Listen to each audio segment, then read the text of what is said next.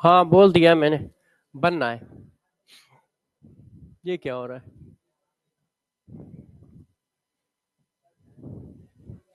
Lecture number कौन सा है आपका?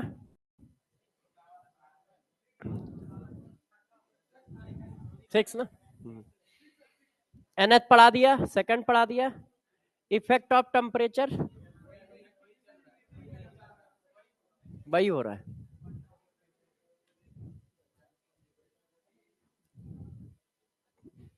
चलो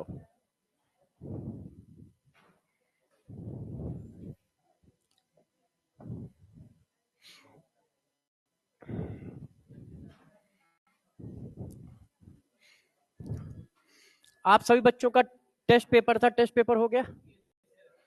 अच्छा, टेस्ट पेपर का पेपर दिखाना जरा एक बार मेरे को।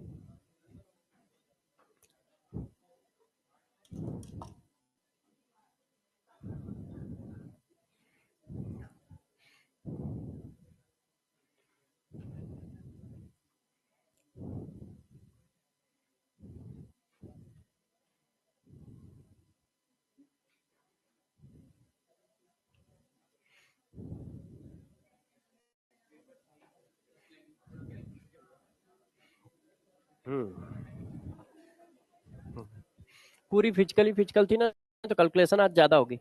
फिजिक्स की भी कैलकुलेशन और फिजिकल की भी कैलकुलेशन है, दो चैप्टर के कैलकुलेशन। हाँ भाई बच्चों, देखो आप लोग कोई भी पेपर दो, कहीं का भी पेपर दो, जो भी पेपर में आएगा वो सब पढ़ाया ही आएगा। बस आपका काम उसको करना है, करने की कोई जिम्मेदारी मेरी नहीं है, ठीक है? वो आपके नंबर है। यदि किसी के 170 आ रहे हैं तो वो उस बच्चे की मेहनत है, मेरी नहीं है। और किसी के 20 भी आ रहे हैं तो वो भी उसी बच्चे की मेहनत है। क्योंकि बहुत सारा सिस्टम, बहुत सारी चीजें आपको दिमाग में बैठानी पड़ती हैं, याद रखनी पड़ती हैं, तब परफॉर्मेंस में कन्वर्ट होता है। पेपर में जो भी पढ़ाएंगे वही आएगा, इसकी गारंटी ले सकता हूं।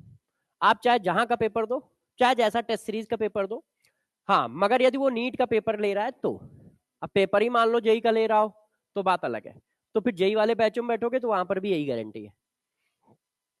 तो आप लोगों का बस जो अपना काम है उसको थोड़ा तेजी से करिए, मेहनत करते रहिए, ठीक है? और कोशिश करिए कि डेली न्यू ईयर मनाओ। साल में एक बार न्यू ईयर मनाना, ये कितनी छोटी सोच नहीं लगती आप लोगों को कि साल में एक बार न्यू ईयर मनाने की कोशिश कर रहे हो? भाई न्यू ईयर का मतलब क्या है? एक पार्टी करना कि डेट की वजह से माने? तो हम कह रहे हैं डेली पार्टी करो ना, इतना पैसा तो हो कि हम डेली पैसे उड़ा पाए। इतना पैसा तो हो तो आप सोच रखो कि डेली हम न्यू ईयर मनाएं। हफ्ते में, साल में एक दिन की खुशी क्या यार? फिर इंसान किस बात के? एक दिन तो किसी जानवर को भी बहुत सारा खाना खिला दिया जाता है। तो फिर इंसान कहां से रहे हम? इंसान है, इसका मतलब हमें अपना दिमाग यूज करना है, डेली न्यू ईयर मनाना चाहिए। इस लेवल पे पहुंच जाओ, एक बार मेहनत कर लो 6 महीने, फिर डेली न्यू ईयर मनाओ, डेली पार्टी करो, उसमें क्या है। पार्टी बनाई गई है, इंसान के लिए बनाई गई है, आप करो, मना किसने किया है। हाँ हाँ आज क्लास होगी, अच्छा हाँ अच्छा ध्यान दिलाया, बता देता हूँ। अच्छा देखिए, अच्छा हुआ इस बच्चे ने याद दिला दिया, मैं भूल गया था, मैं दूसरी चीजों में चला गया।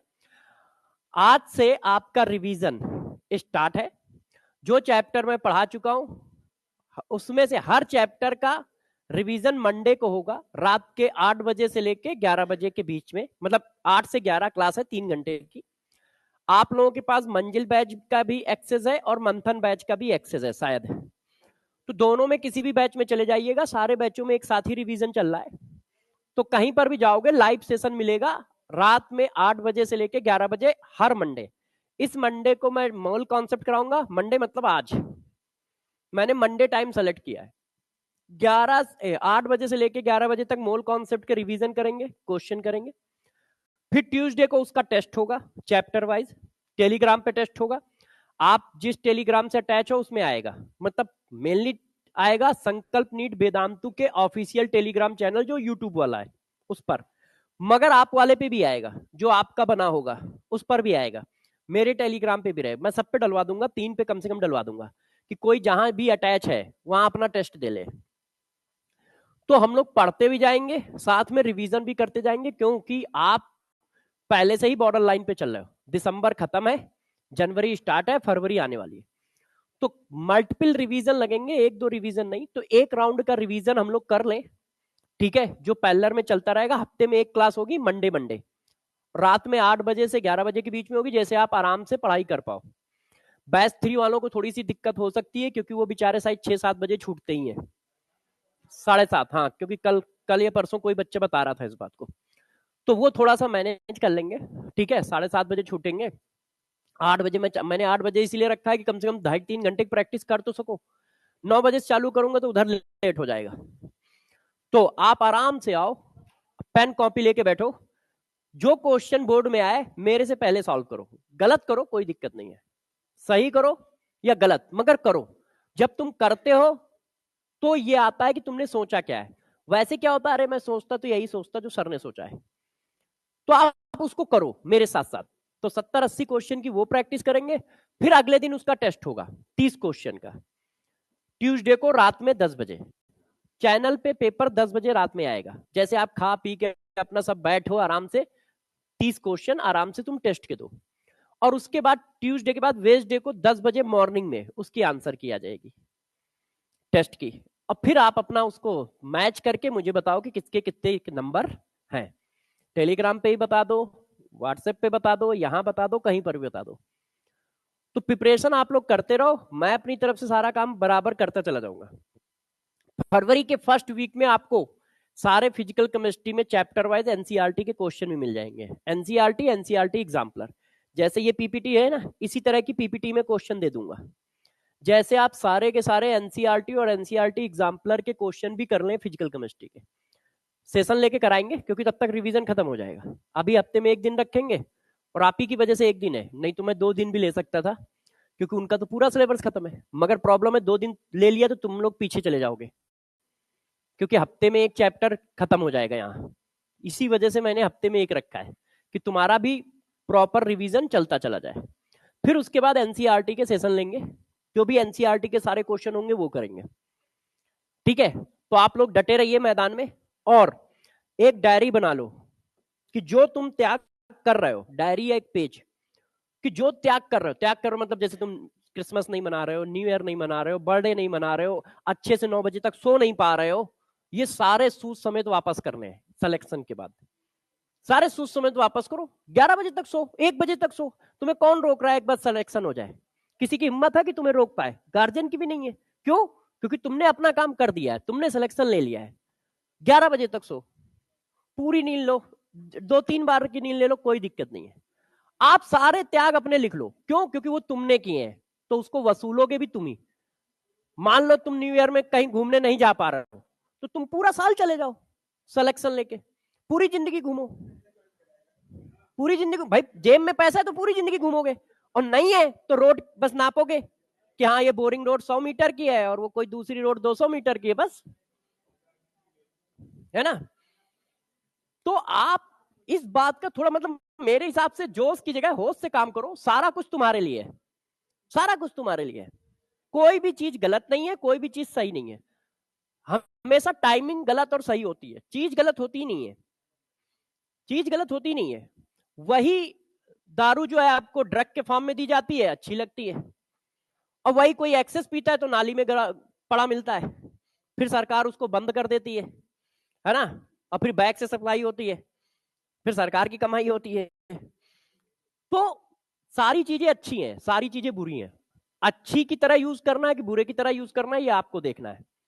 तो आप लोग जितने भी अभी त्याग कर रहे हो, देर जल्दी उठ के आना पड़ जाता है, ज्यादा मेहनत करनी पड़ती है, पूरे दिन पढ़ना पड़ता है, हम खेल नहीं पाते हैं, हम मूवी नहीं देख पाते हैं, या हम कुछ और नहीं कर पाते हैं, तो ये सब हमारे त्यागी हैं।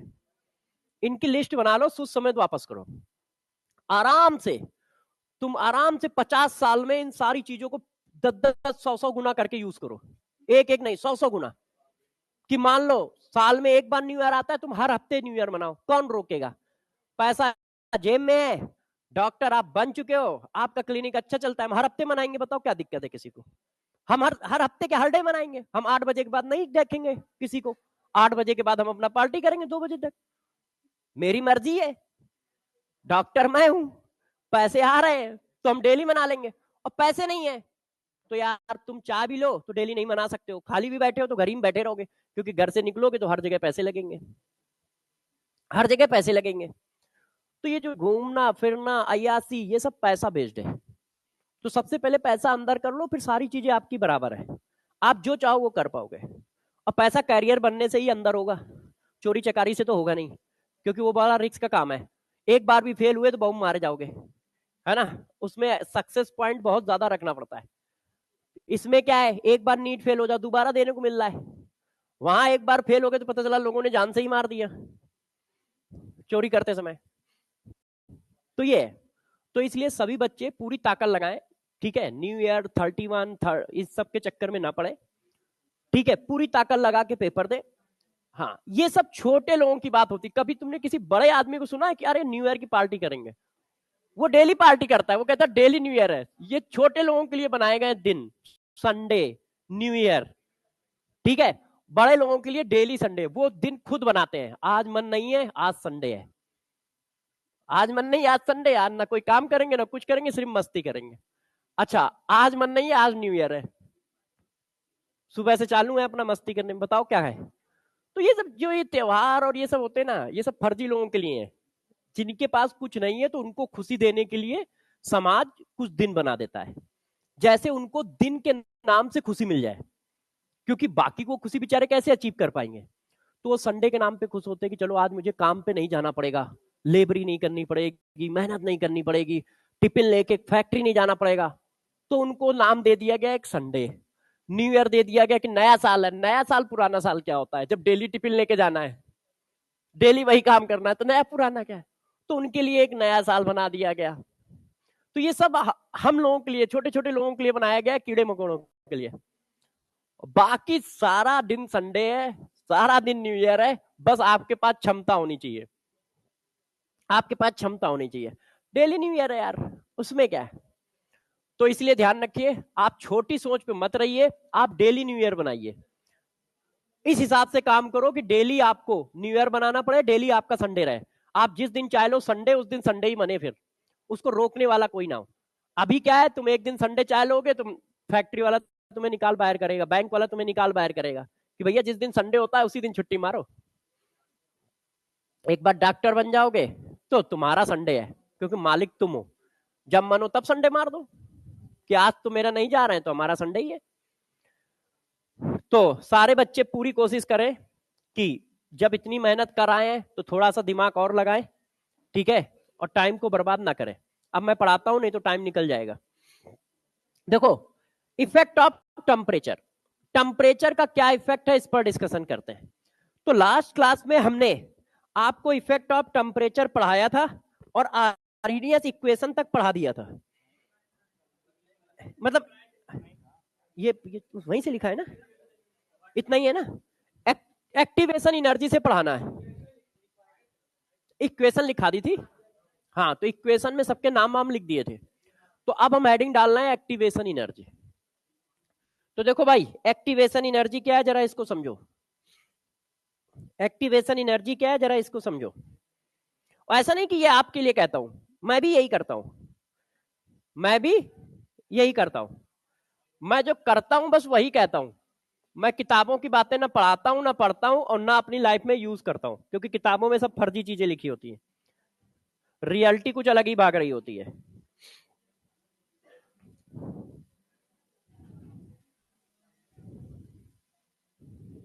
और जो आपको समझाता हूं वही घर में भी समझाता हूं।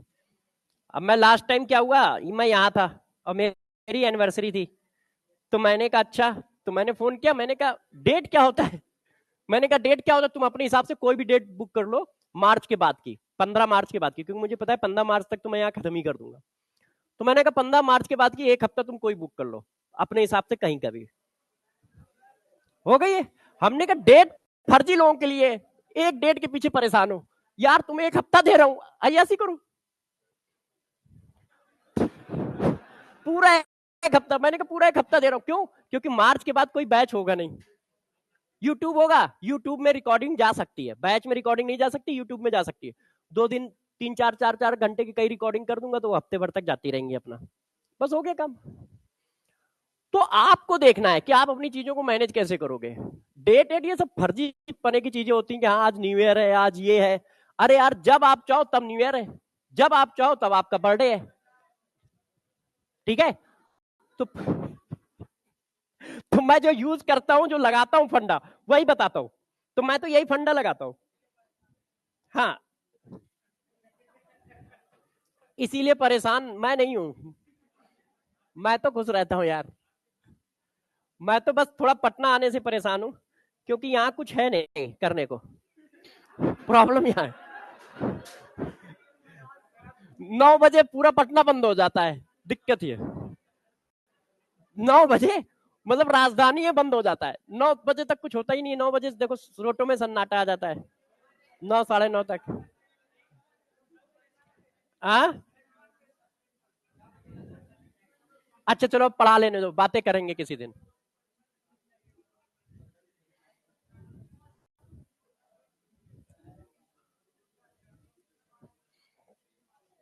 और भाई हालत तो इतनी खराब है, कल मैं था, कल संडे था तो यहीं रुक गया। तो लाइट गई 11 बजे, आई 5 बजे। मैंने कहा, उससे मैंने पूछा काम करता, तो मैंने कहा ये बताओ ये लाइट क्यों गई है? तो कहा सर बंद नहीं है। अबे हमने कहा 6 6 घंटे बनती है क्या यहाँ लाइट? मतलब 6 घंटे की लाइट गई है, ऊपर से राजधानी है, और हर हफ्ते जाती है। मैंने कहा हर हफ्ते बनाता है, बनाता क्या है वो लाइट में? अरे खाना बनाना थोड़ी ना, 6 घंटे लाइट काट दोगे? मैंने कहा 6 घंटे से गायब है। कहता हाँ सर। तो मैंने कहा यार ये कैसा है कि 6 घंटे से लाइट गायब है, तुम तो भूकंप आ जाएगा। आ? अच्छा, हाँ, तो पाटलिपुत्र में क्यों कटती है? अच्छा, वो हमेशा बनाया ही करता है संडे। पिछले संडे में था तब भी यही हाल, इस संडे भी यही हाल। मैंने कहा यार क्या फर्जीपना फैला रखा है। अच्छा चलो, अच्छा पढ़ लेते हैं। अब मुझे 20 मिनट दो, है ना?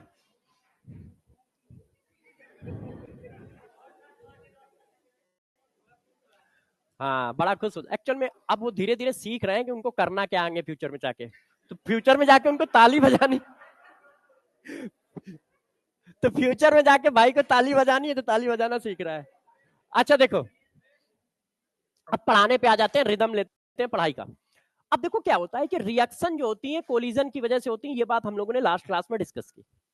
लास्ट क्लास में हम लोगों ने क्या डिस्कस किया कि जितनी भी रिएक्शन होंगी किसकी वजह से होंगी? कोलिजन की वजह से होंगी। तो जब रिएक्शन कोलिजन की वजह से होती है तो यार कोलिजन होंगी तो उनकी एनर्जी में चेंजेस भी आएंगे। क्यों? मॉलिक्यूल पास आएंगे, दूर आएंगे, नए बॉन्ड बनेंगे, पुराने बॉन्ड ब्रेक होंगे, तो एनर्जी में चेंजेस आएगा। आएगा कि नहीं आएगा? तो हम लोग उनका एनर्जी प्रोफाइल डायग्राम बनाते हैं।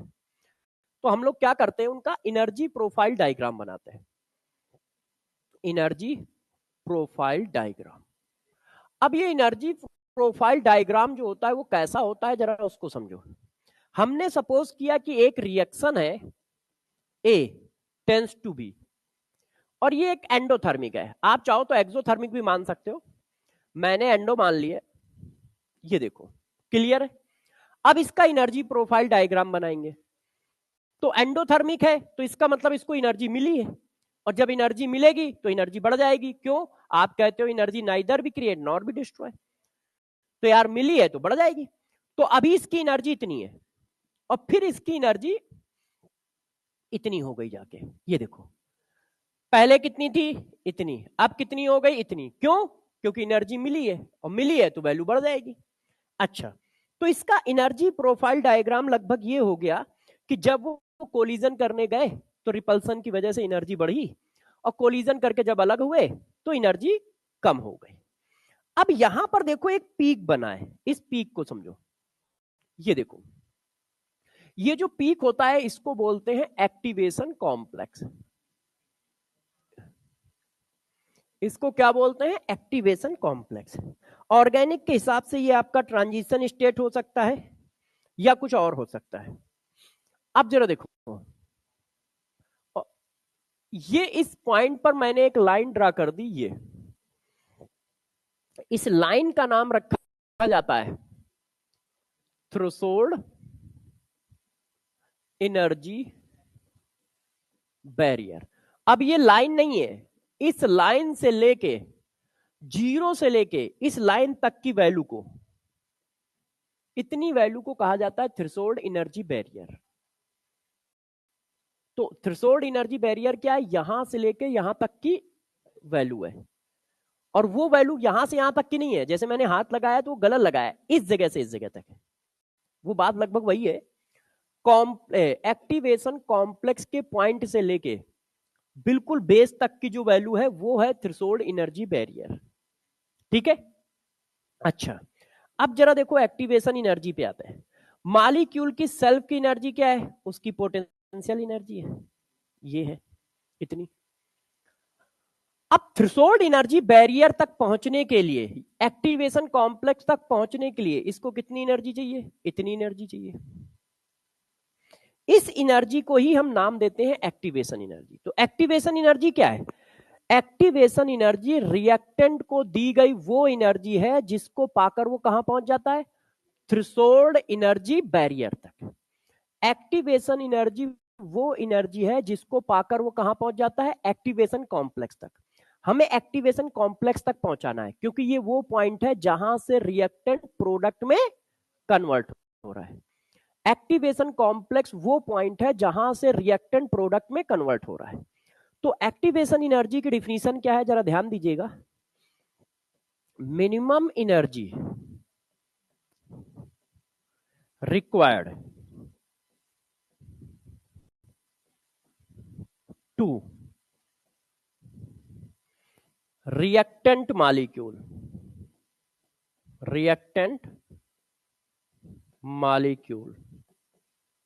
to reach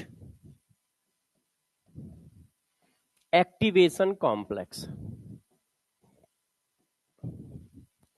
एक्टिवेशन कॉम्प्लेक्स तक पहुंचने के लिए रिएक्टेंट मॉलिक्यूल को जितनी एनर्जी आप देते हो वो थ्रेशोल्ड एनर्जी होती है। एक्टिवेशन कॉम्प्लेक्स तक पहुंचने के लिए आप जितनी एनर्जी रिएक्टेंट मॉलिक्यूल को देते हो वो एक्टिवेशन एनर्जी होती है। ठीक है। Minimum required energy to reactant molecule to reach activation complex, मतलब यहां तक, इस पॉइंट तक पहुंचने के लिए आप जितनी एनर्जी दे रहे हो वो एक्टिवेशन एनर्जी है। रिएक्शन वन डायरेक्शनल है, आप चेक कर लो, सिर्फ फॉरवर्ड डायरेक्शन में रिएक्शन चल रही है। आप चेक कर लिए, सिर्फ फॉरवर्ड डायरेक्शन में रिएक्शन चल रही है, बैकवर्ड डायरेक्शन में रिएक्शन नहीं है। हमने वन डायरेक्शनल रिएक्शन बना रखी है ना। तो एक डायरेक्शन में रिएक्शन है। अब गौर से इसके पॉइंट समझो। एक्टिवेशन एनर्जी और आर्नियस इक्वेशन पर एक क्वेश्चन पेपर में आता ही आता है, 2025 के पेपर में भी आपको मिलेगा, जो आप 2-3-4 महीने बाद देने जाओगे। कंफर्म है। क्या आएगा मुझे नहीं पता है, मगर आएगा ये मुझे पता है। और जो आएगा इन्हीं में से कोई पॉइंट यूज हो रहा होगा ये पता है, मगर क्या आएगा ये नहीं पता है, इतना नॉलेज नहीं है मुझे। तो जरा गौर से समझिए, इन पॉइंटों को सब लोगों को ध्यान रखना है। पहला पॉइंट इसकी डिफिनीशन हो गई। अब दूसरा पॉइंट समझो। देखो, एक्टिवेशन एनर्जी की वैल्यू जीरो नहीं होती है, निगेटिव नहीं होती है। एक्टिवेशन एनर्जी की वैल्यू जीरो नहीं होगी, निगेटिव नहीं होगी। नीट 2023 में ये क्वेश्चन आया है असर्शन और रीजन में। एक असर्शन रीजन का क्वेश्चन आया था, बहुत विवादित था 2023 में, ठीक है, कि activation energy of reaction can be zero, फिर उसी तरह से एक स्टेटमेंट था। तो उसका आंसर काफी लोगों ने गलत लिखा था, ठीक है ना, काफी इंस्टीट्यूट ने भी गलत लिखा था, बड़े बड़े इंस्टीट्यूट ने भी गलत लिखा था, फिर सही हुआ। और फिर भी सबने सही नहीं किया था, क्यों? क्योंकि सबको इस बात पे थोड़ा कंफ्यूजन था। क्यों था पता नहीं मेरे को, ठीक है, मगर था। तो अब आप गौर से मेरी बात को सुनिएगा और समझिएगा, मैं समझाता हूं क्या दिक्कत थी। देखो, एक्टिवेशन एनर्जी कभी जीरो नहीं होगी, निगेटिव नहीं होगी। क्यों? क्योंकि केमिकल काइनेटिक्स में माना जाता है कि रिएक्शन कोलिजन की वजह से होती है। यदि इसका बेस गायब कर दो तो जीरो भी होती है, निगेटिव भी होती है। मगर आप केमिकल काइनेटिक्स पढ़ रहे हो, केमिकल काइनेटिक्स की हेडिंग है, इसलिए ध्यान रखिएगा एक्टिवेशन एनर्जी की वैल्यू जीरो भी नहीं होगी, निगेटिव भी नहीं होगी, ठीक है। इस आंसर को विशेष ध्यान रखें, क्योंकि उस समय एलन ने भी इसका आंसर गलत दिया था, पीडब्ल्यू ने भी उसका आंसर गलत दिया था, ठीक है। तो मैं भी डर गया था, क्योंकि उस समय अकेले मैं ही था। हम लोग उसी समय अलग हुए थे, उसी वाले पेपर की बात कर रहा हूं जिस समय अलग हुए थे। तो उस समय तो अकेले ही था, तो मुझे भी डर लगा, क्योंकि यार एक के पास 400 टीचर है, एक के पास 300 टीचर है, मैं अकेले हूं। तो गलती तो मैं भी कर सकता हूं, क्योंकि मैं भी तो पढ़ के ही बता पा रहा हूं, और वहां भी अच्छे टीचर है, कोई खराब टीचर नहीं है। तो मुझे भी शक हुआ कि ऐसा तो नहीं मैं ही किसी कॉन्सेप्ट पे गड़बड़ कर रहा हूं। तो क्या होता है, केमिकल काइनेटिक्स हर चैप्टर की एक एक बुक भी आती है फॉरेन राइटर की, नीट के लिए जरूरत नहीं होती है, वो सब आपके मतलब की चीजें नहीं होती। मगर मैंने 7-8 साल पहले पढ़ रखा था उस बुक को, तो उस बुक में मुझे याद है कि इसके बारे में डिटेल दी गई थी। तो मैंने कहा हो सकता है 6-7 साल हो गए तो मैं भूल गया हूं। मगर फिर मुझे लगा कि नहीं यार, एक बार देखते। मेरा आंसर आकाश का आंसर सेम था, आकाश ने ठीक आंसर दिया था जो मैंने दिया था कि जीरो नहीं हो सकती। मगर एलन ने भी अपना आंसर 3-4 घंटे बाद चेंज कर दिया था, उन्होंने भी फिर वही लगाया जो आकाश और हमने लगाया था। तो मान लो शुरुआत में किसी नॉर्मल टीचर ने बना दी होगी, फिर जब ऊपर बात गई होगी कि यार ये विवादित क्वेश्चन है, जरा इसको देखो, तो सीनियर टीचर ने देखा होगा, तो उन्होंने चेंज कर दिया था 3-4 घंटे तक। मगर फिर भी कहीं ना कहीं कसमकस थी कि कुछ टीचर कुछ कह रहे हैं, कुछ कुछ कह रहे हैं। फिर जब एनटीए ने आंसर की रिलीज की, तब ये क्वेश्चन का सॉर्ट आउट हुआ। और प्रॉब्लम क्या थी, टीचर की गलती नहीं थी, सिर्फ अप्रोच की थोड़ी बहुत मिस्टेक थी। अप्रोच की मिस्टेक ये थी कि कोलिजन थ्योरी पर बेस्ड है हमारी केमिकल काइनेटिक्स। कोलिजन थ्योरी के हिसाब से एक्टिवेशन एनर्जी जीरो नहीं हो सकती है। नहीं तो बहुत सारी ऐसी रिएक्शन होती हैं जिनकी एक्टिवेशन एनर्जी जीरो होती है, फ्री रेडिकल रिएक्शन की एक्टिवेशन एनर्जी जीरो होती है। मगर भाई क्वेश्चन कोलिजन थ्योरी से आ रहा है, तो उसके हिसाब से आंसर टिक करोगे ना। अब कोई तुमसे पूछ दे एक हाथ में कितनी उंगलियां होती हैं, तो तुम 5 ही बताओगे ना। अब कोई कहते नहीं ऋतिक रोशन के तो 6 हैं, हम तो 6 टिक करेंगे, है ना। तो वो नाम लिखेगा ना फिर ऋतिक रोशन का, कि भाई ऋतिक रोशन के हाथ में कितनी उंगलियां हैं ये बताओ, नहीं तो जनरली बात बताओगे। तो कोलिजन थ्योरी पर बेस्ड है पूरी केमिकल काइनेटिक्स, तो इसके आंसर उसी पर बेस्ड होकर लगाओगे। ऐसा नहीं है कि वो 2-3 स्पेशल केस फ्री रेडिकल वाले हैं वो यहां चिपका दो, क्योंकि पूरी थ्योरी इसी पर बेस्ड है। तो इसलिए यह वाला पॉइंट काफी इंपॉर्टेंट रहा, मगर अब आने के चांसेस नहीं है, क्योंकि एक बार पूछा जा चुका है। अब जिस पॉइंट के आने के चांसेस है वो बताता हूं, वो भी थोड़ा विवादित पॉइंट है। क्या विवाद है बताता हूं। Activation energy depend upon temperature theoretically. इसका मतलब क्या है जरा समझिएगा, थ्योरेटिकली। अब जरा गौर समझिए, ये जो मैंने पॉइंट लिखा है इसको जरा ध्यान दीजिएगा। एक्टिवेशन एनर्जी टेम्परेचर पर डिपेंड करती है, ठीक है। कई जगह आप इसको थोड़ा सा गलत लिखा भी देख सकते हो, एक दो लोग गलत बताते हुए भी पाए जा सकते हैं, तो मैं इसके लिए पूरी डिटेल लिख देता हूं।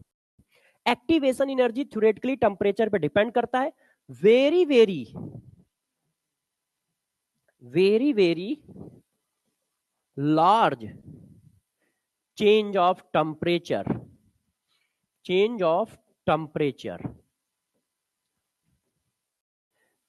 Very small change occurs in activation energy। Temperature में बहुत बड़ा चेंज करते हो तब एक्टिवेशन एनर्जी में बहुत माइन्यूट चेंज आता है। इसी वजह से क्वेश्चन करते समय, प्रूफमेंट करते समय हम एक्टिवेशन एनर्जी को टेम्परेचर से इंडिपेंडेंट मान के चलते हैं।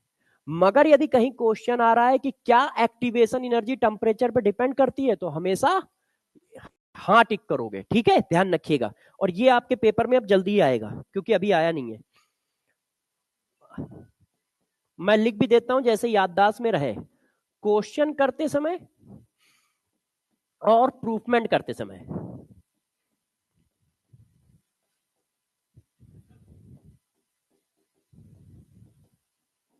एक्टिवेशन एनर्जी को हम इंडिपेंडेंट मान के चलते हैं।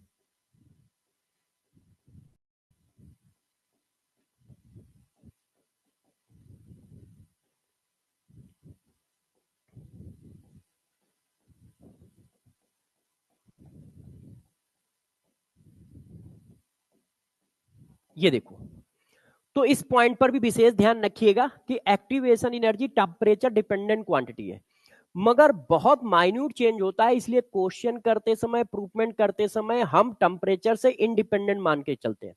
इसीलिए जितने भी क्वेश्चन करोगे, जितना भी आप देखोगे, वहां पर यही होगा। और ये पॉइंट विवादित विवादित तो नहीं है, ये पॉइंट मिसिंग क्यों है? क्योंकि बुकों में लिखा नहीं है, नॉर्मल बुकों में ये पॉइंट नहीं लिखा है, मगर नॉर्मल बुकों में ये जरूर किया गया है कि टेम्परेचर से इंडिपेंडेंट मान के हम सारा काम कर रहे हैं, जिसकी वजह से बच्चों और टीचर दोनों के दिमाग में ये सेट हो जाता है कि ये टेम्परेचर से इंडिपेंडेंट क्वांटिटी है, मगर रियलिटी में ऐसा नहीं होता है। तो इस पॉइंट पर भी थोड़ा फोकस रखिएगा। अब कहानी को आगे ले चलते हैं। हाँ, छापने का टाइम देंगे आपको, पहले पढ़ा ले, है ना, पूरा पढ़ा दें। अब जरा देखो, यदि बच्चों रिएक्शन रिवर्सेबल हो तो फिर एक्टिवेशन एनर्जी के क्या पॉइंट बनेंगे? अभी आपने जो ग्राफ बनाया वो आपने डायरेक्शनल ग्राफ बनाया, एक डायरेक्शन की रिएक्शन का, मगर यदि रिएक्शन रिवर्सेबल है तो क्या बातें याद रखनी है, जरा ध्यान दीजिए। देखो यार बच्चों, ये एनर्जी है, ये हमारा प्रोसेस है, ये ए है, ये बी है, ये हमारी थ्रेशोल्ड एनर्जी बैरियर हो गया, सब कुछ वही है। ये हमारा एक्टिवेशन कॉम्प्लेक्स हो गया,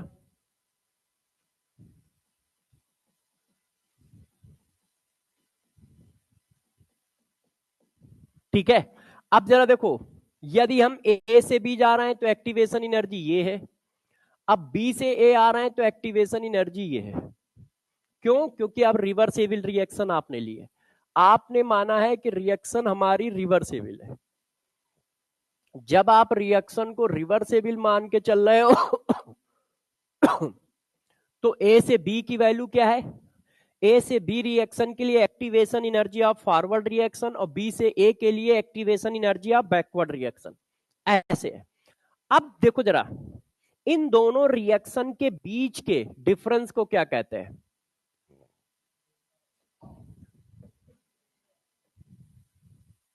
ये देखो, ए और बी के बीच की वैल्यू को कहा जाता है डेल्टा एच।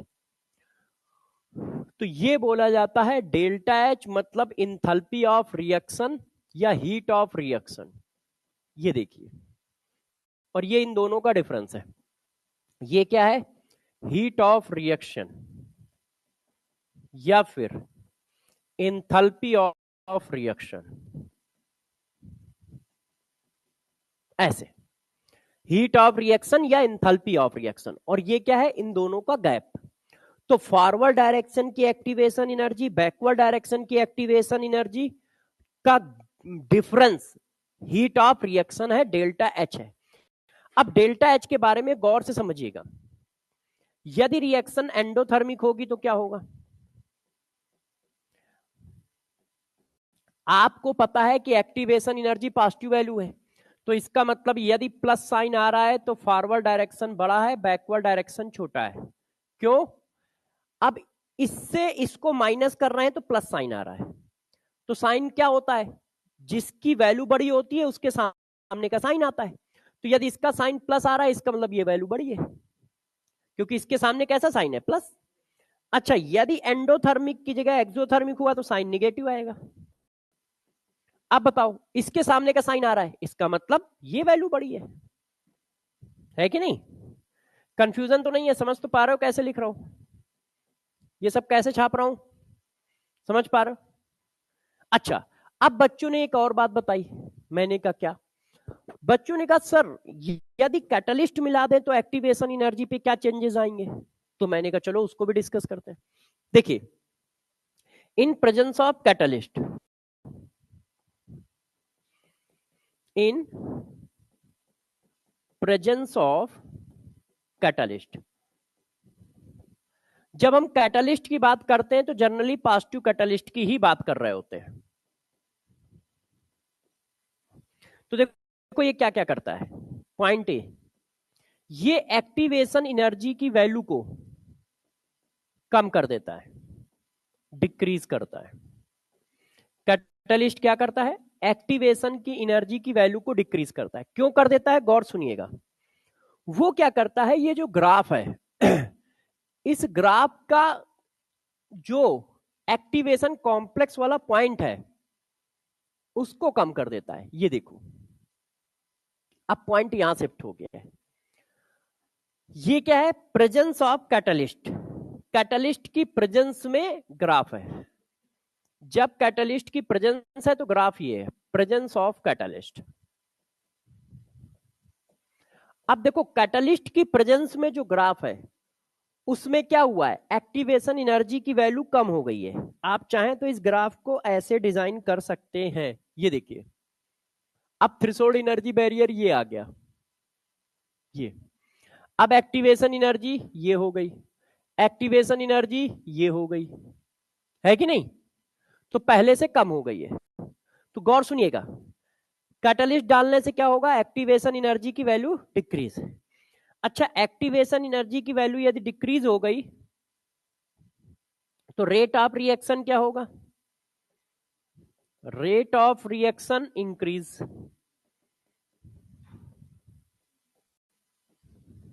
अच्छा, डेल्टा एच पे क्या इफेक्ट होगा? डेल्टा एच तो डिफरेंस है, उस डिफरेंस पे कोई इफेक्ट आ रहा है? नहीं, वो तो अभी भी उतना ही है जितना पहले था। तो डेल्टा एच पे कोई इफेक्ट नहीं आएगा। ठीक है, कैटलिस्ट सिर्फ रेट को बढ़ाता है। कैटलिस्ट क्या करता है? सिर्फ रेट को बढ़ाता है। ना तो डेल्टा एच पे कोई इफेक्ट आएगा, ना इक्विलिब्रियम पे कोई इफेक्ट आएगा।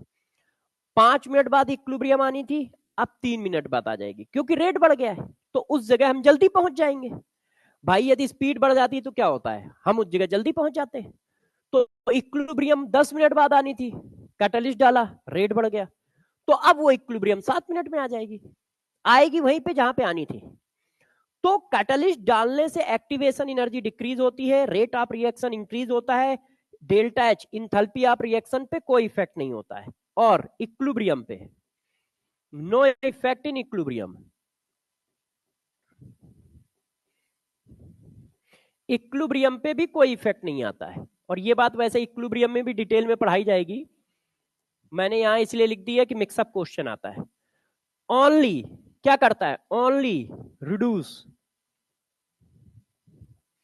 Time to reach equilibrium. Equilibrium में पहुंचने का टाइम को कम कर देता है, बस और कुछ नहीं करता है ये। इक्विलिब्रियम में पहुंचने के टाइम को कम कर देता है। क्यों? क्योंकि रेट बढ़ गया है। क्यों? क्योंकि रेट बढ़ गया है। इस वजह से इक्विलिब्रियम में हम जल्दी पहुंच जाते हैं। ठीक है, इतनी बात सही है? ये बात सारी समझ में आई? एक्टिवेशन एनर्जी क्या है? ये मिनिमम एनर्जी गैप है ना? इस गैप को हमें फिल करना है। अब बताओ, थ्रेशोल्ड एनर्जी की वैल्यू कितनी आएगी? थ्रेशोल्ड एनर्जी यहां से यहां तक की एनर्जी है, activation energy plus potential energy, यही तो आएगा। Potential energy of molecule plus activation energy of molecule.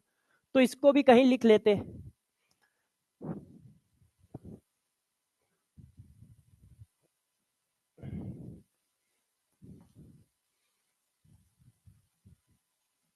Threshold energy equal to potential energy of molecule plus activation energy, ये वैल्यू होगी। क्लियर है? अब जो पॉइंट पढ़ाए गए हैं इन पर किस तरह के क्वेश्चन पूछे जा सकते हैं इसका भी डिस्कशन कर लिया जाए। हाँ बेटे,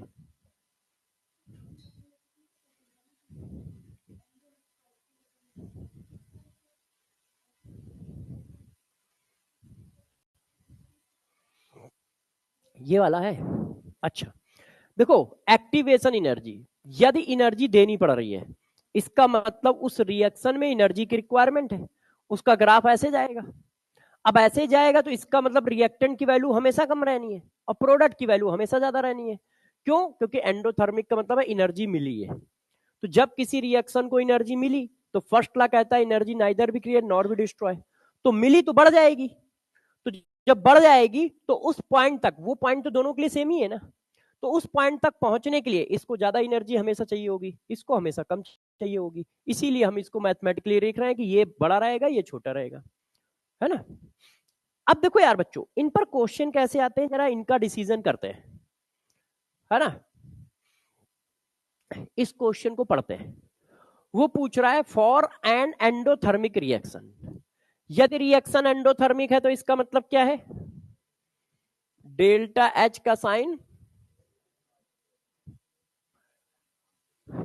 for endothermic reaction, energy of activation is EA and enthalpy of reaction is delta H. Clear है?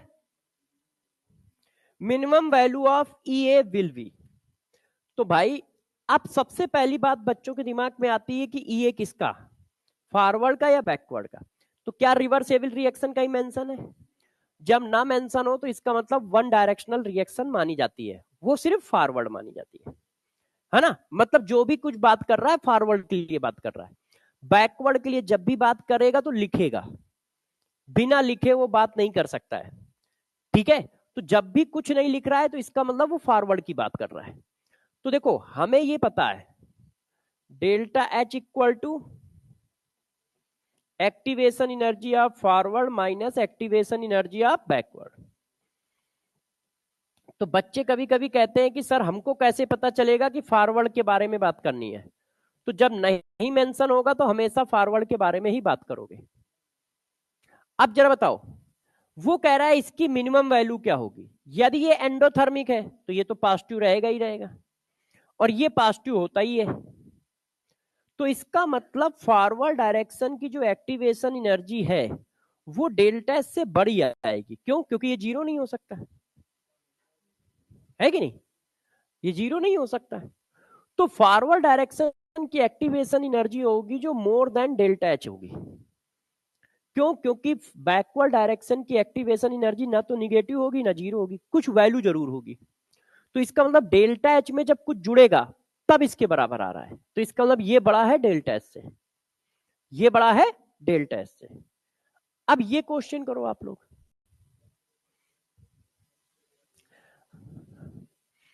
अब कहा गया था activation energy of a simple chemical reaction A equal to B is EA in forward reaction. Forward reaction की activation दी है, the activation energy of reverse reaction.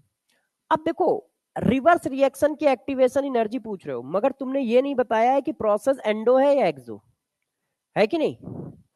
तो यदि मैं बात करूं तो हमारा आंसर ये है delta H equal to forward minus backward.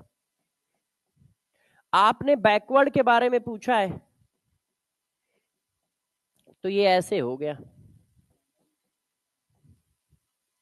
अब इसका साइन तो डिफाइन है ऑलवेज पॉजिटिव, इसका डिफाइन नहीं है।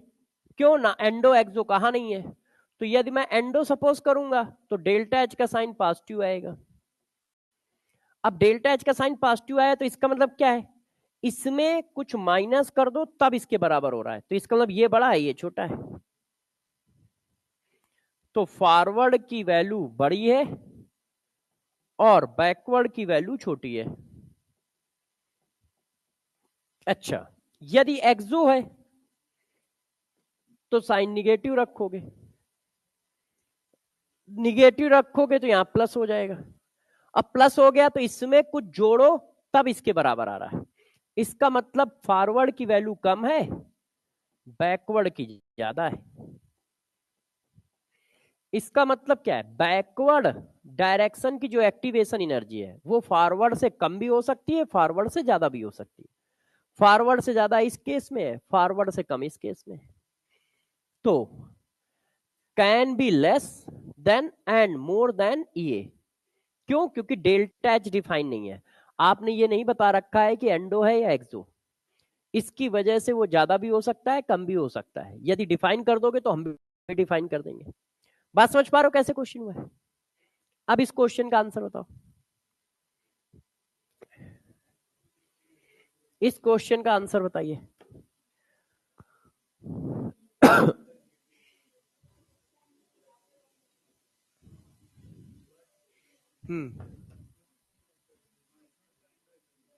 अब इसमें भी एंडो एक्सो नहीं है, तो इसका मतलब क्या है, ज्यादा भी हो सकती है, कम भी हो सकती है। तो 50 से ज्यादा भी हो सकती है, 50 से कम भी हो सकती है। दोनों सेम क्वेश्चन है, बस उसमें ईए दी गई थी, इसमें वैल्यू 50 दे दी गई है। एक ही टाइप का क्वेश्चन है कि हाँ सर एक ही टाइप के क्वेश्चन है, और ये पीवाईक्यू है, जिससे आपको ये भी आइडिया रहेगा कि करना क्या होता है। अच्छा, अब इससे थोड़ा और आगे बढ़ते हैं। अब जरा गौर से देखो बच्चों, आर्नियस इक्वेशन को वापस लाते हैं। हमने तो एक्टिवेशन एनर्जी की डिफिनीशन बताई थी, अब आर्नियस इक्वेशन पे थोड़ा खेलते हैं। आर्नियस इक्वेशन ऐसी है, अब यदि मैं इसको ln ले लूं, कि दोनों तरफ लॉग ले लेते हैं ln के फॉर्म में, तो ln के ln a ln e base है कि नहीं? जब ln लेते हो तो बेस क्या रहता है, e रहता है। तो ये पावर के ऊपर पावर, और इसकी वैल्यू कितनी हो जाएगी, 1, है ना। लॉग x बेस x की value 1, log a base a की वैल्यू 1, लॉग 10 बेस 10 की वैल्यू 1। तभी तो लॉग 10 की वैल्यू 1 बोलते हो, क्योंकि लॉग का बेस क्या है, 10। तो ये बात तो समझ में आई कैसे किया है? यहां तक किसी को कोई दिक्कत तो नहीं? तो बताओ फिर मैं आगे बढ़ूं। अच्छा, यहां दिक्कत नहीं है तो जरा इस गौर से इस बात को समझिए। यदि मैं इस इक्वेशन को ऐसे लिखूं तो किसी बच्चे को बुरा तो नहीं लग रहा है? गौर से देखिए, बोर्ड को बुरा लग रहा है, लिखने नहीं दे रहा है।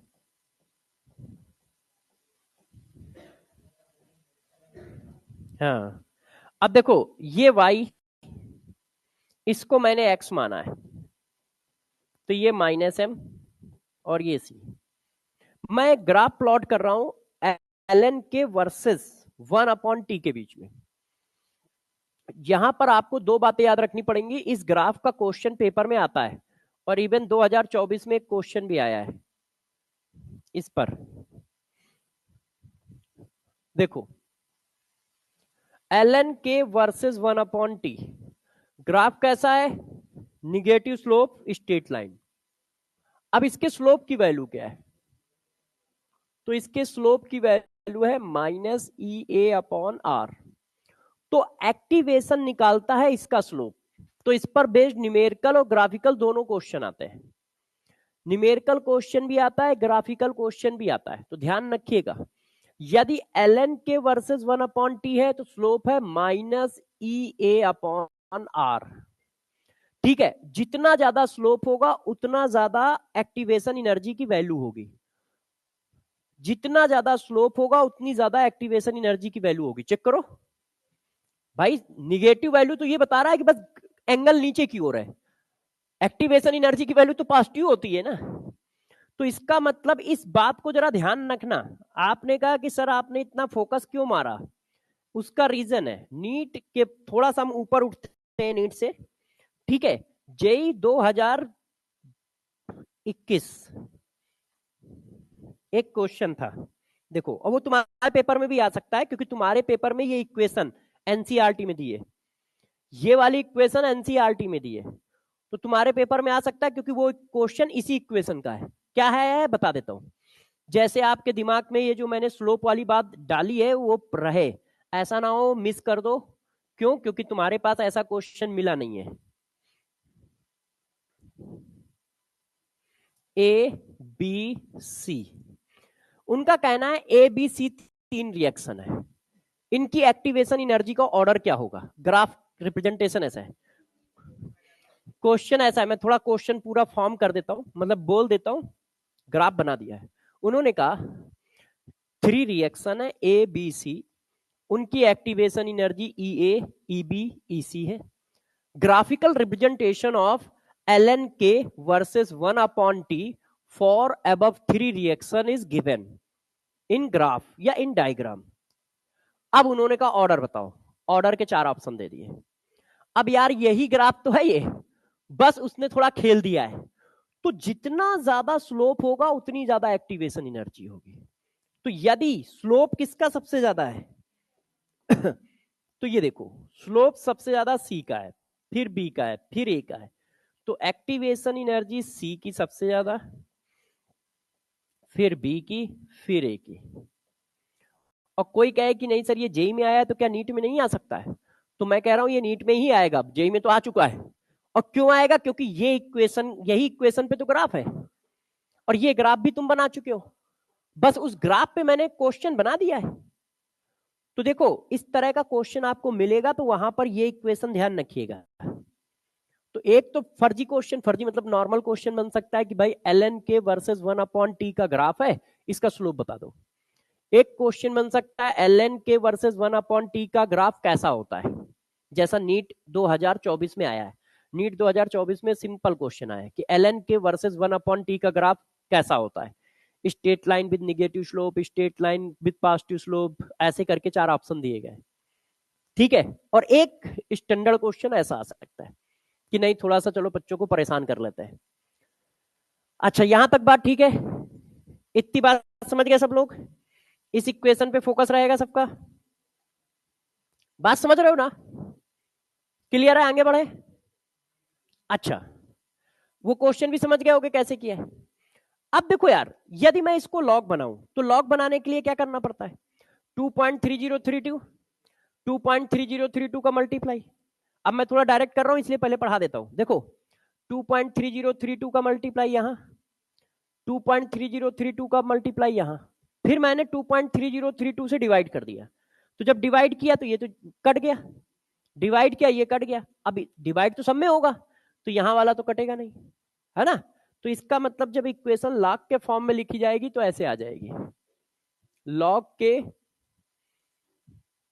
Minus E A upon 2.23032 R 1/T log A. अब यही ग्राफ यदि लॉग के फॉर्म में पूछा जाएगा तो आप समझ गए होंगे कि गेम क्या है, स्लोप चेंज हो रहा है, स्लोप चेंज हो रहा है।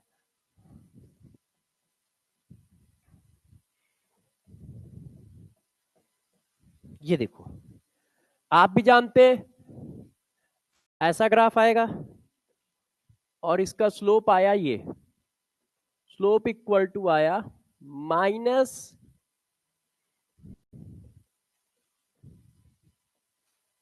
ये देखो है कि नहीं, कंपेयर कर लो, कर दे। देखिए ये y है, ये m है, ये x है, ये c है, और ये माइनस है। अब देखो जेई और नीट में बस इतना ही डिफरेंस होता है, थ्योरी तो सबकी सेम ही होती है, बस उसमें कुछ अलग टॉपिक और पढ़ाने पड़ते हैं। इनोवेशन जेई में ज्यादा होता है। जैसे देखो इसी जगह पे मैं एक क्वेश्चन अभी ड्रा कर रहा हूं, ठीक है, ऐसा क्वेश्चन मुझे नहीं लगता आप में पूछा जाएगा मगर बता देता हूं। उसने कहा कि मैंने एक रिएक्शन है ए इक्वल टू बी, एक रिएक्शन है A equal to B, L N K versus 1/T का ग्राफ बनाया, स्लोप है x1, लॉग के वर्सेस 1/T का ग्राफ बनाया, स्लोप है x2।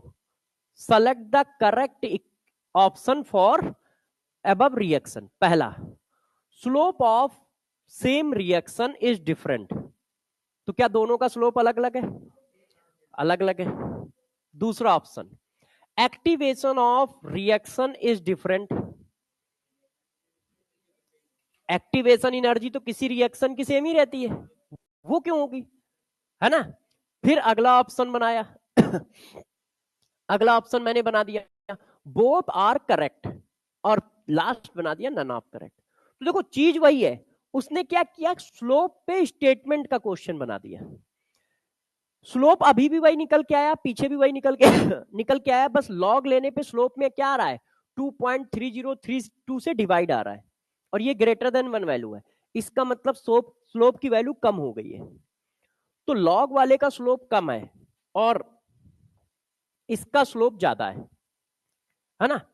तो वो क्वेश्चन कुछ भी बना सकता है, इसलिए हम क्वेश्चन पे कभी नहीं खेल सकते, हम अपनी थ्योरी को पकड़ के रख सकते हैं। क्वेश्चन तो यार हजारों बन जाएंगे, कितने तरह के बनाने हैं। मेडिकल में थोड़ा वो सोचते कम है, मगर ऐसा नहीं कि सोचते नहीं है। वो 4 क्वेश्चन नॉर्मल देते हैं तो 2 क्वेश्चन पे सोचते हैं, और वो 2 क्वेश्चन किस चैप्टर में होंगे ये थोड़ी बताते हैं। पता चला इसी क्वेश्चन पे सोच दिया, जैसे उन्होंने ये वाला क्वेश्चन बहुत टफ क्वेश्चन दिया। अब ये क्वेश्चन जेई में पूछा जाएगा किसी दिन, आपको बता रहा हूं, ये जो 2023 वाला है, ये क्वेश्चन उन्होंने बहुत अच्छे सोच लिया और टफ बना दिया। तो टफ वो कब बनाएंगे इस हेडिंग से हमें थोड़ी पता है। अब ये जेई में भी आ सकता है, क्योंकि अच्छा क्वेश्चन है, असर्शन रीजन का जेई लायक क्वेश्चन है। तो वो कब बनाएंगे, क्या बनाएंगे, हम में से किसी को नहीं पता होता है। इतनी बात क्लियर है। अब देखो इस पर एक क्वेश्चन ऐसा, क्वेश्चन भी कराता जाऊंगा कि कैसे कैसे क्वेश्चन ड्रा होंगे। देखो एक उन्होंने कहा इक्वेशन है a equal to B, a equal to B, ठीक है। The relation between log k and 1 upon t is given log k equal to minus 4.5 into 10 raised की power 3 divided by t plus log 2.0 into 10 की power 2। Calculate value of activation energy of above reaction।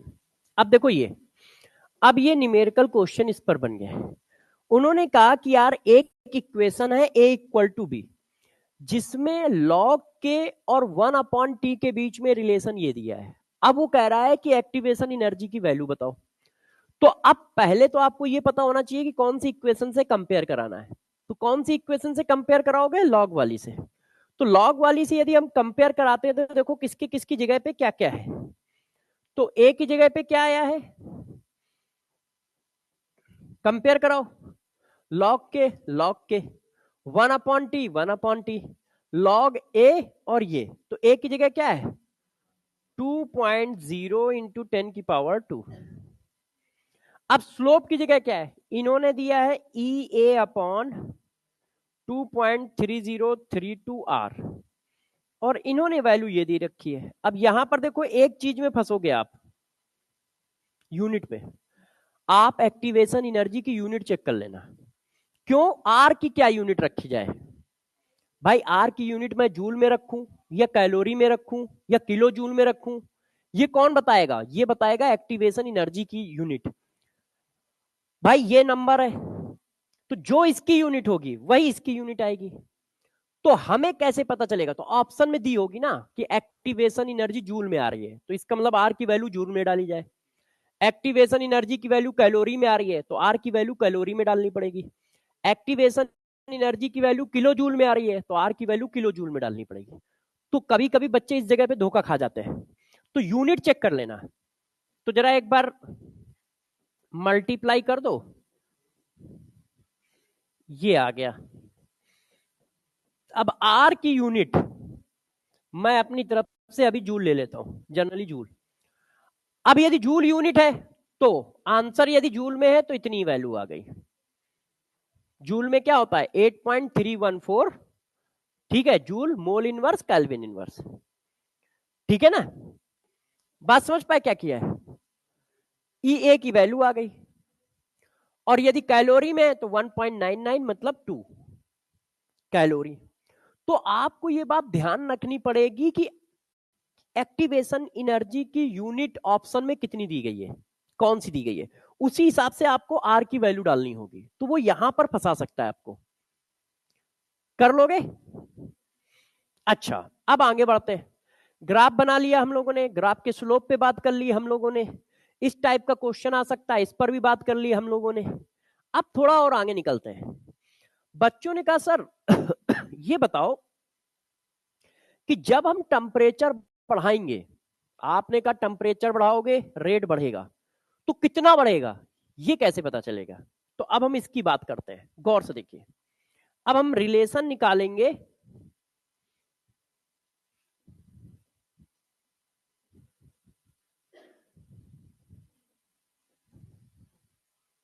K1 and K2 at temperature T1 and T2। देखो बच्चों, at temperature T1, जब temperature T1 kelvin था तो हमारी value ये आई। इसमें कोई बच्चा बुरा तो नहीं मानना है, बताते जाना कि सर नहीं मैं तो मानूंगा। एट टेम्परेचर T2,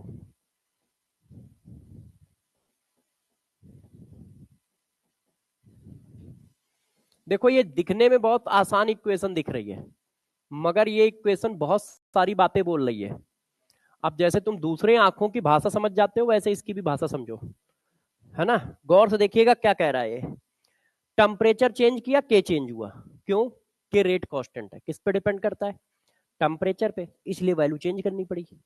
दूसरा रिएक्शन पे, तो रिएक्शन तो वही है, सिर्फ टेम्परेचर ऊपर नीचे कर रहे हो ना। तो टेम्परेचर चेंज हुआ, के चेंज हुआ, टेम्परेचर चेंज हुआ, के चेंज हुआ। अच्छा, अभी मैंने थोड़ी देर पहले आपको खूब पढ़ाया कि एक्टिवेशन एनर्जी टेम्परेचर पे डिपेंड करती है।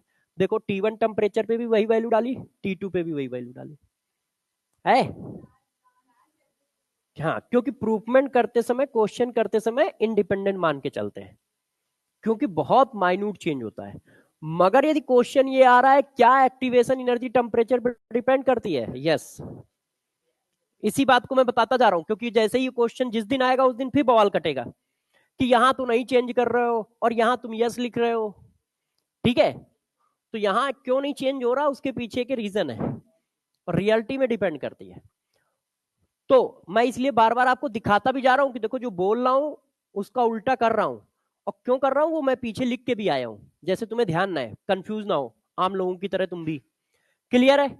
और इसी तरह से आर्हेनियस पैरामीटर भी होता है। आर्हेनियस पैरामीटर भी टेम्परेचर पर डिपेंड करता है, मगर उसमें भी यही होता है कि बहुत लार्ज चेंज ऑफ टेम्परेचर पे बहुत माइन्यूट चेंज आता है। इस वजह से इसको भी लगभग टेम्परेचर से इंडिपेंडेंट मानते हैं क्वेश्चन और प्रूफमेंट करते समय। अब हमें चाहिए था T1 T2 और K1 K2 में रिलेशन, तो उठा के डिवाइड कर दो। मैंने किया K2 अपॉन K1, मतलब इसको इक्वेशन 1, इसको 2, तो मैंने 2 डिवाइडेड बाई 1 कर दिया। जब 2 डिवाइडेड बाई 1 किया तो देखो कट्टम काट खेल लो, ये कट गया। अब 2 डिवाइडेड बाई 1 है, तो ये क्या है 2, और ये क्या है 1, तो 1 जब ऊपर गया तो प्लस का हो गया, है ना, क्योंकि 1 को डिवाइड किया है तो 1 ऊपर जाएगा तो माइनस है, प्लस का हो जाएगा। अब मैं इसको ऐसे लिख देता हूं, e की पावर माइनस, तो माइनस को मैं कुछ नहीं करता, ई ए अपॉन आर कॉमन ले लेता हूं, तो जब तुम ई ए अपॉन आर कॉमन ले लोगे तो ये ऐसे आ जाएगा है कि नहीं? देख लो आप लोग, दिक्कत तो नहीं है। अच्छा, अब हम क्या करते हैं, लॉग मार लेते हैं। तो जब आप ln करोगे तो ln K2 अपॉन K1, तो अब ये क्या है, ऐसे आ जाएगा।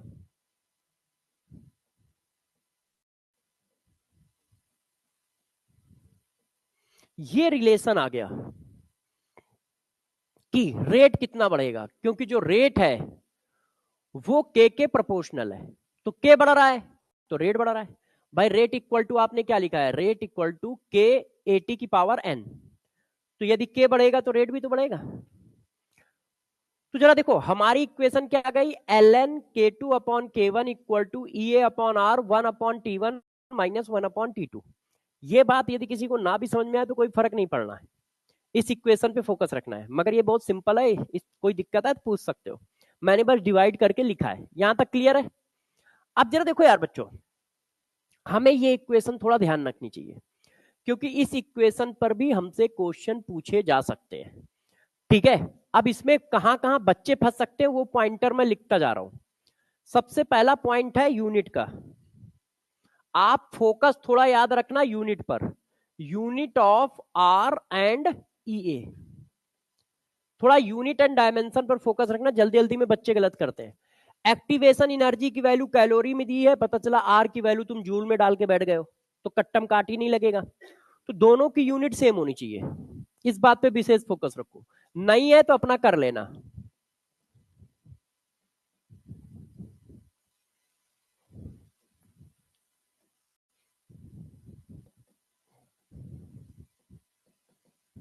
ठीक है, दोनों की यूनिट सेम होनी चाहिए, इतनी बात हो गई। अच्छा, अब हमारी इक्वेशन ये एल एन के फॉर्म में है। अब इस इक्वेशन को हम के फॉर्म में भी लिख लें। तो जब आप लॉग के फॉर्म में लिखोगे तो ये इक्वेशन ऐसी ही आ जाएगी। अब यहां पर मैं आपको थोड़ा सा और परेशान करूंगा बस, इसके बाद इस इक्वेशन की सारी डिटेल आपके पास है। मान लो कोई रिवर्सेबल रिएक्शन है, तो यहां पे कौन सी एक्टिवेशन एनर्जी डाली जाए, यहां तो सिर्फ एक्टिवेशन एनर्जी लिखा है। अब रिवर्सेबल रिएक्शन है तो फॉरवर्ड डाले कि बैकवर्ड डाले, बात फंसने लगेगी, है कि नहीं। तो गौर से सुनिए, ये हमेशा फॉरवर्ड एक्टिवेशन एनर्जी होती है। तो यदि कभी ऐसा आ जाए कि रिवर्सेबल पे ये इक्वेशन लगानी पड़ जाए, तो हमेशा कौन सी डालोगे, फॉरवर्ड वाली डालोगे।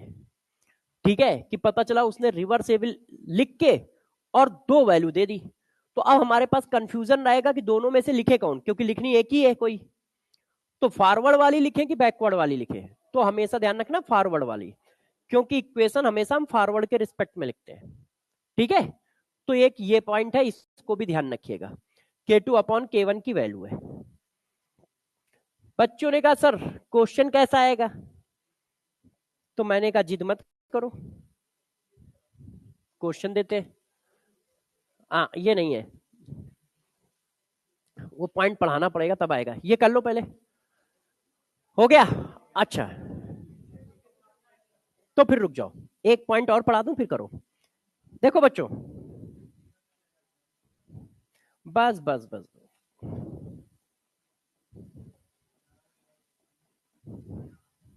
देखो बच्चों गौर सुनिए, डरिएगा नहीं, यहां तक ठीक है।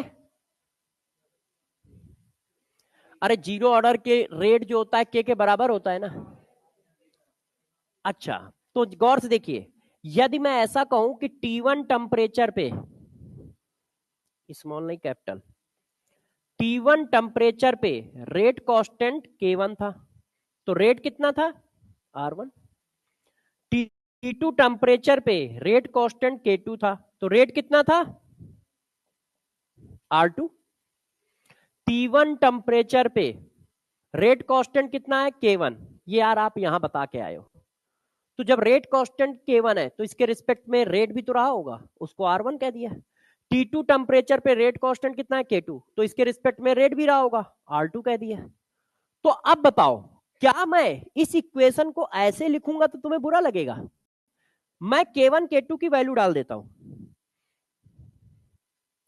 तो कभी कभी ना इस पर इक्वेशन बेस्ड क्वेश्चन आ जाता है हम लोगों को परेशान करने के लिए। हमें लगता है कि इस तरह की इक्वेशन तो हमने कभी पढ़ी नहीं, तो हम करें कैसे।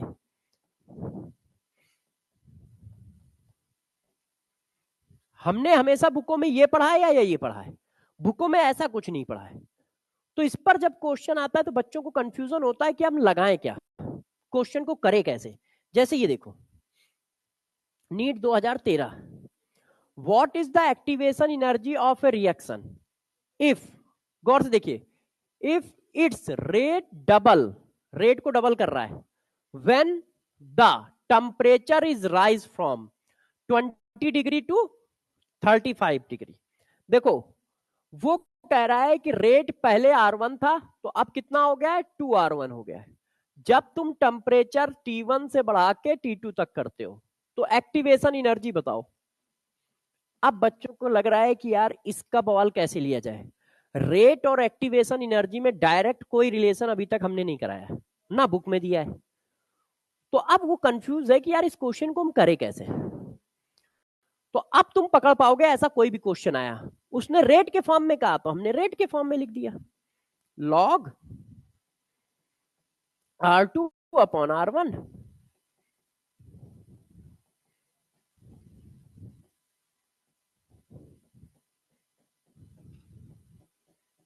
सही है। अब रेट क्या हुआ है, डबल। तो यदि पहले रेट R था तो अब क्या हो गया है, 2R। तो मैं इसको ऐसे लिख दूंगा, डायरेक्ट लिख दूं, बुरा तो नहीं मानोगे, डायरेक्ट 2 लिख दूं। भाई देखो ये 2R, ये R, R कट जाएंगे। चलो कोई बात नहीं, ऐसे ही लिख देता हूं, नहीं तो अभी फैल जाओगे। अच्छा अब देखो यहां पे बवाल है, क्या बवाल है, यूनिट क्या आ रही है, किलो जूल। इसका मतलब R की वैल्यू किलो जूल में डालनी चाहिए। ये क्या लिखा है, किलो जूल, किलो जूल। तो मैंने कहा है कि EA की वही यूनिट आएगी जो R की होगी। क्यों, अकेले R में ही जूल आना है, तो यूनिट पर फोकस रखो। इसका मतलब मुझे इसकी कौन सी यूनिट डालनी है, किलो जूल वाली, किलो जूल डालनी है ना यार। 10⁻³ लगा दिया। अच्छा अब टेम्परेचर पे आ जाओ, 20 को जरा 273 से जोड़ो, 35 को 73 से जोड़ो। अब भाई आपका काम है, अब सॉल्व कर लेना यार, ठीक है ना। मैंने सेट कर दिया है सारा मामला, अब आपका काम है इसको कैलकुलेट कर लेना, आंसर आ जाएगा। बस समझ पाए कैसे किया है। अब तुम कहोगे कि नहीं सर ऐसा थोड़ी होता है, एक क्वेश्चन कोई देता है क्या, कोई एक क्वेश्चन कराता है क्या। हाँ वही बात है, नहीं नहीं नहीं भाई ये बात गलत है, एक क्वेश्चन कोई कराता है क्या। बुरा लगने लगेगा अभी बच्चे को, रोने होने लगेंगे। चलो आंसर बताओ, इसका आंसर बताइए सब लोग। Temperature dependent of rate constant of a chemical reaction written in the term of Arrhenius equation. Activation energy of reaction can be calculated by the plotting. तो एक्टिवेशन एनर्जी कब निकाल पाते हो, जब log के वर्सेस 1/t ग्राफ खींचते हो, है कि नहीं। तो log के वर्सेस 1/t ग्राफ किधर है, ये देखो, जब log के वर्सेस 1/t ग्राफ खींचते हो तब एक्टिवेशन एनर्जी को निकाल पाते हो। अब इस क्वेश्चन को देखो, the rate constant K1 and K2 for 2 different reaction, दो अलग अलग रिएक्शन है, 10⁻16 e की power -2000 divided by T, 10⁻15 e की power -1000 divided by T respectively. The temperature at which K1 बराबर K2 इज। दो रिएक्शन है जिनके रेट कांस्टेंट अलग अलग है, वो कह रहा है किस टेम्परेचर पर दोनों की वैल्यू सेम होगी। तो किस टेम्परेचर पर दोनों की वैल्यू सेम होगी, इसका मतलब दोनों के लिए टेम्परेचर सेम है। तो हम क्या करें, K1 और K2 की वैल्यू बराबर कर दें। क्यों बराबर कर रहे हैं, समझ पा रहे हो, क्योंकि वो कह रहा है किस टेम्परेचर पर दोनों की वैल्यू सेम होगी, तो मैंने माना टी टेम्परेचर पर, टी टेम्परेचर पर दोनों की वैल्यू सेम है।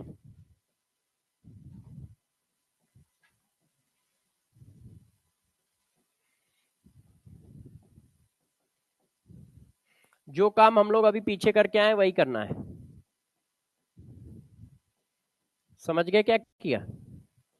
इसको इधर लाए तो 10 हो गया, इसको उधर ले गए तो ये प्लस हो गया, तो ये ऐसे आ गया, -1000 प्लस 2000, तो प्लस का 1000 बचा। अच्छा अब यार इनको काटोगे कैसे, तो हम लोग क्या करें, पहले एल एन लें, है ना, क्योंकि यहां ई बेस है, तो एल एन 10, तो ये आ गया 1000 डिवाइडेड बाई टी। अब इसको लॉग बनाओ, तो 2.3032 log 10 equal to 1000 divided by T. Log 10 की वैल्यू 1,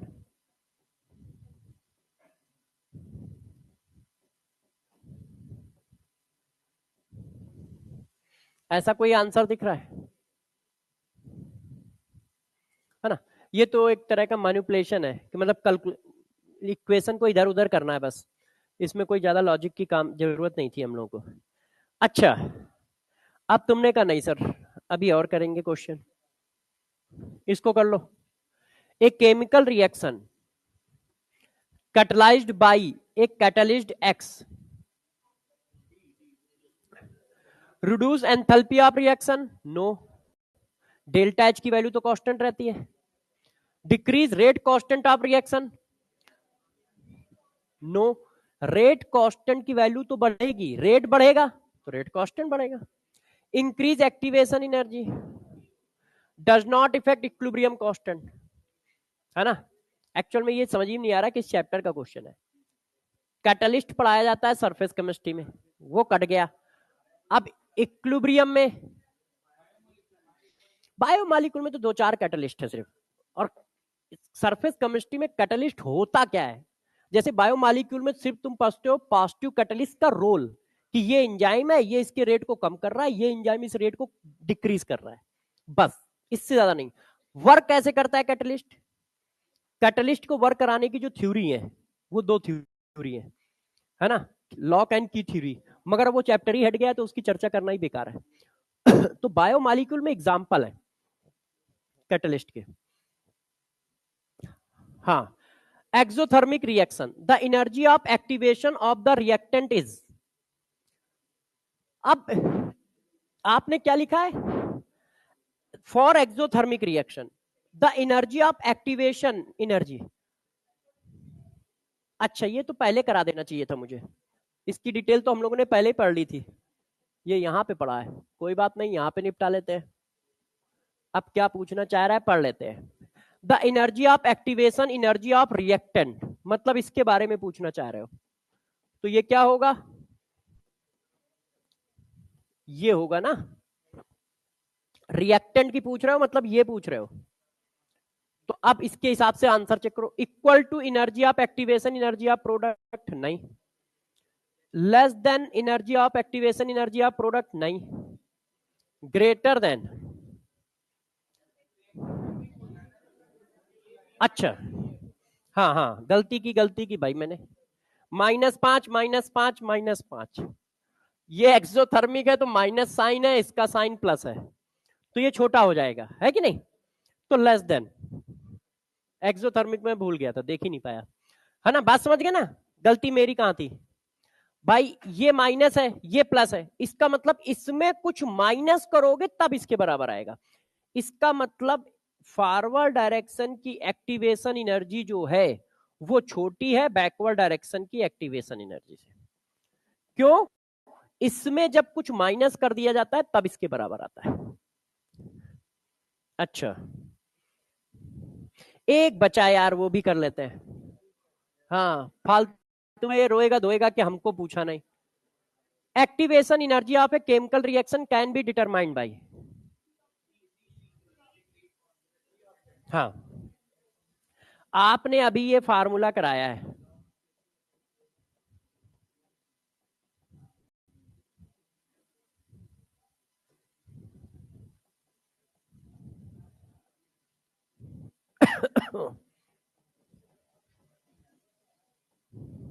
है ना, 2 डिफरेंट टेम्परेचर पर यदि रेट कांस्टेंट की वैल्यू दे दो तो हम एक्टिवेशन एनर्जी निकाल देंगे, तो ऐसा कहां है, third, evaluate rate constant at 2 different temperature, हाँ,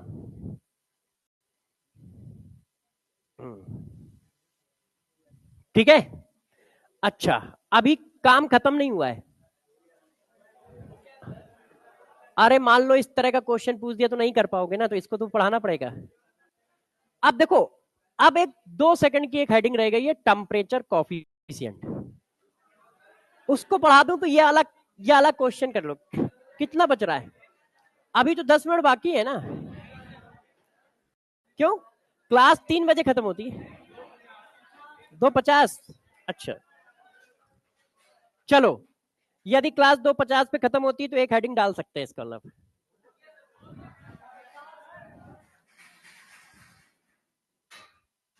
टेम्परेचर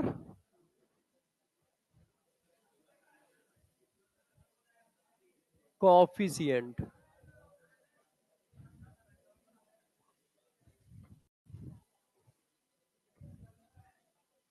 देखो,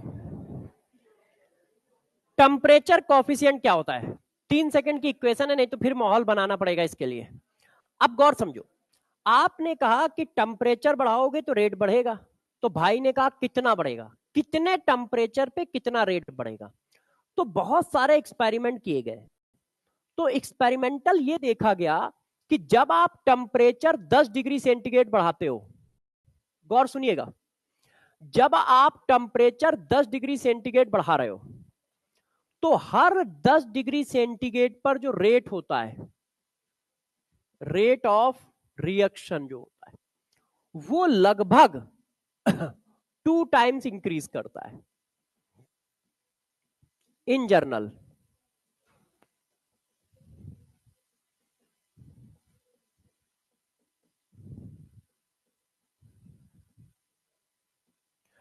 इसकी वैल्यू जो होती है 2 से 3 के बीच की होती है, मगर जर्नली मेनली यदि 100 रिएक्शन है तो 80 रिएक्शन में डबल आता है। बची हुई 20 रिएक्शन में 2.5 भी आ सकता है, 3 भी आ सकता है, या उससे थोड़ा बहुत कम भी हो सकता है, मगर इन जनरल 2 टाइम्स होता है। अब जरा देखो, तो हमने क्या कहा कि हर 10 डिग्री पर टेम्परेचर बढ़ाने पे, हर 10 डिग्री टेम्परेचर बढ़ाने पे रेट ऑफ रिएक्शन लगभग डबल हो जाता है। रेट ऑफ रिएक्शन लगभग डबल हो जाता है। तो टेम्परेचर कोएफिशिएंट क्या होता है? K T plus 10 divided by K T, मतलब rate constant at T plus 10 degree centigrade और rate constant at T degree centigrade का रेशियो। तो temperature coefficient is equal to, जो लिखा है उसी को बोल दो, ratio of rate constant at T plus 10 kelvin temperature and T kelvin temperature. इसको क्या कहते हैं? टेम्परेचर कोएफिशिएंट कहते हैं। अब जरा यहां पर देखो, यदि मैं इसकी वैल्यू डाल दूं, तो भाई इसकी वैल्यू क्या है? ए ई की power E A upon R T plus 10 divided by A E की पावर। अब जरा गौर से देखो, यहां पर भी मैंने वही खेल खेला, टेम्परेचर चेंज किया, एक्टिवेशन एनर्जी में कोई चेंज नहीं है, टेम्परेचर चेंज किया, आर्निनियस फैक्टर में कोई चेंज नहीं है, जबकि दोनों ही टेम्परेचर पे डिपेंड करते हैं, है? अब मैंने इसको थोड़ा और आगे बढ़ा लिया, तो ये ऊपर चला गया, तो इसको मैंने कॉमन कर लिया, तो अब ये इक्वेशन ऐसे आ गई, ये देखो। तो टेम्परेचर कोएफिशिएंट की इक्वेशन हमारी ये है। अच्छा, एम नहीं टी है यार, -1 नंबर कट गया, फिर इधर इधर टी है, हाँ। तो देखो जरा ये हुआ, अब इस चीज को गौर से समझिए, rate of reaction increases each 10 degree rise in temperature is mu t into R T, मतलब 10 डिग्री पर कितना टेम्परेचर बढ़ेगा, म्यूटी, म्यूटी का मतलब समझ गए, temperature coefficient into R T, कितना बढ़ेगा। आपने क्या किया, इसको इधर ले आयो बस इसको आपने क्या किया, इधर ले आयो, और कुछ थोड़ी किया है। तो हर 10 डिग्री सेंटीग्रेड पर कितना हर 10 डिग्री सेंटीग्रेड पर रेट कितना बढ़ता है, जितना उसका टेम्परेचर कॉफिशिएंट होता है उसके मल्टीपल में बढ़ता है। ये देखो, टेम्परेचर कॉफिशिएंट क्या बताता है कि हर 10 डिग्री सेंटीग्रेड पर रेट कितने गुना होगा। टेम्परेचर कॉफिशिएंट क्या बताता है कि हर 10 डिग्री सेंटीग्रेड पर रेट कितने गुना बढ़ेगा, उसको बताता है। अब इस पर क्वेश्चन कैसे आ सकता है, एक तो इस तरह का आ सकता है कह रहा है in a zero order reaction for every 10 degree rise of temperature the rate is double, हर 10 डिग्री पर रेट क्या हो रहा है, डबल हो रहा है। If the temperature is increases 10 degree to 100 degree the rate of reaction will become, कितना हो जाएगा, हर 10 डिग्री पर वो पूछ रहा है। तो एक तो है सिंपल मैथमेटिक्स के हिसाब से कर दो, और एक है कि ऐसे कर लो, देखो कितने गुना हो जाएगा। आप चाहो तो ऐसे भी कर सकते हो, मैंने आपको ये इक्वेशन बताई है। मैं आपको ये भी बता देता हूं कि मान लो कोई बच्चा टेम्परेचर कॉफिशिएंट पढ़ा ही नहीं, भूल गया, मान लो किसी बच्चे ने टेम्परेचर कॉफिशिएंट हेडिंग ही स्किप कर दी, तो कोई फर्क नहीं पड़ता है। आपने जो पुराना फार्मूला पढ़ा है ना, उससे भी वो सारे क्वेश्चन बन जाएंगे जो टेम्परेचर कॉफिशिएंट के। पहले मैं उसी से करके दिखा रहा हूं भाई। 10 डिग्री पर रेट, ठीक है, और 100 डिग्री पर रेट पूछ रहा है, वही तो पूछ रहा है, 10 और 100 के बीच में रिलेशन इतने गुना हो गया, तो ये आ गया ई ए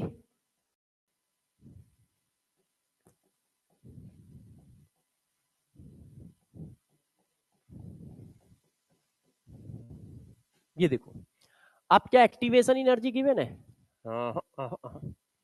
तो अब देखो हर 10 डिग्री पर क्या करता है, रेट डबल कर रहा है।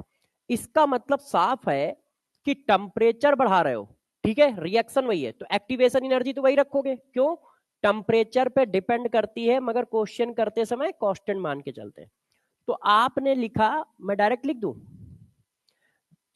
2R divided by are, temperature हुआ 10, 273 में 10 जोड़ो 283, और 20 जोड़ो 293, 10 से 20 कर दिया तो रेट हो गया डबल। अब इससे हमें ई ए की वैल्यू मिल गई, अब आप इसमें लगा दो कि 10 डिग्री से 100 डिग्री जाने पर कितना रेट हो जाएगा। ई ए की वैल्यू, यही वैल्यू उठा के यहां डाल दो। मैं आपको 2-3 मेथड बता देता हूं। मान लो किसी के पास वो क्वेश्चन नहीं है, फार्मूला आर्मूला सब भूल गया है, या मान लो उसने पढ़ा ही नहीं है, 100 जोड़ोगे तो कितना होता है 273 में, 373। ये बात समझ में आई, यहां से ई ए की वैल्यू निकाली, यहां डाल दी, तो 10 और 100 के बीच में रिलेशन आ गया, वो रिलेशन इन्हीं में से कोई एक आएगा। एक बिल्कुल सिंपल है, बचपन वाला रास्ता, देखो 10 से 20,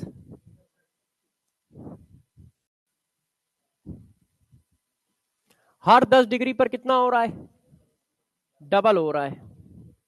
हमें कहां तक जाना है, 100 तक जाना है। तो यहां पे आर था, तो यहां 2R हो गया, 4R हो गया, 2 का मल्टीप्लाई होता जा रहा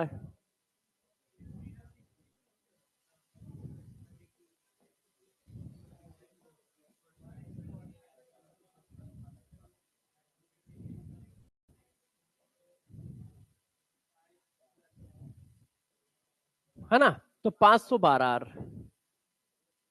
तो ये तो बेसिक बात हो गई। किसी को मान लो उसने पढ़ा ही नहीं, हेडिंग ही भूल गया है, तो आप ऐसे कर लो, तब भी आंसर आ जाएगा।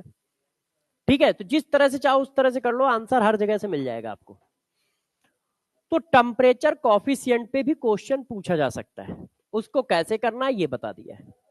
ठीक है, अब आप कह रहे हो तो रोक दे रहा हूं।